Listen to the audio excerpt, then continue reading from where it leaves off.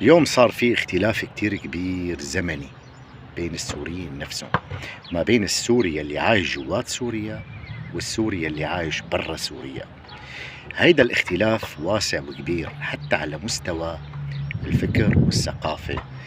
اي نعم، هن عايشين برا، هن معنا، هن بيسمعوا كل شي عننا، ولكن هن بيجهلوا كل تفاصيلنا وبيجهلوا كل حياتنا يلي عشناها على مدار 14 سنة.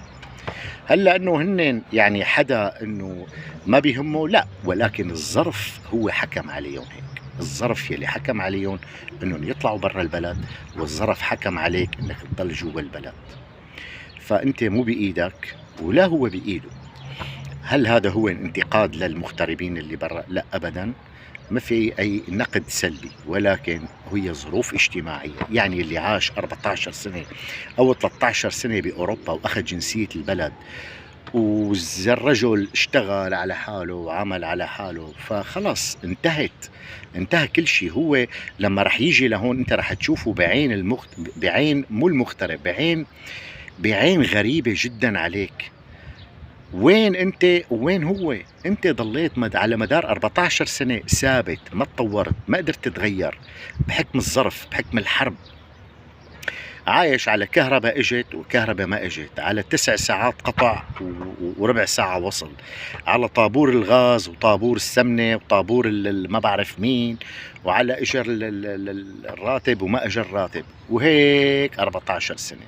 انت محافظ على حياتك فقط، محافظ على وجودك. الحقيقة السوريين يلي عايشين جوا سوريا وما طلعوا لحد الآن قادرين أو استطاعوا أنهم يحافظوا على رتم معين، حقيقة هن أبطال، لأنه الظرف يلي مر عليهم ظرف أبدا ما سهل. لذلك أنا حبيت أحكي هالكلمتين على اختلاف الثقافات ما بين الداخل والخارج.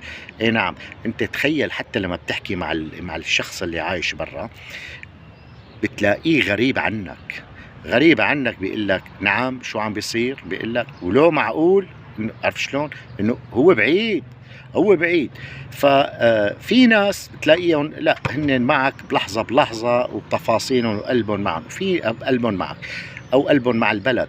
وفي ناس بعيدين كل البعد، وفجأة بتلاقيهم بينظروا، بعد ما بينظر بياخد الطبخة وبيحطها بالميكروويف وبيشغلها وبياكل طبخته جاهزة، بينما انت ناطر جرة الغاز لحتى تحصل عليها برسالة. شفناكم بخير.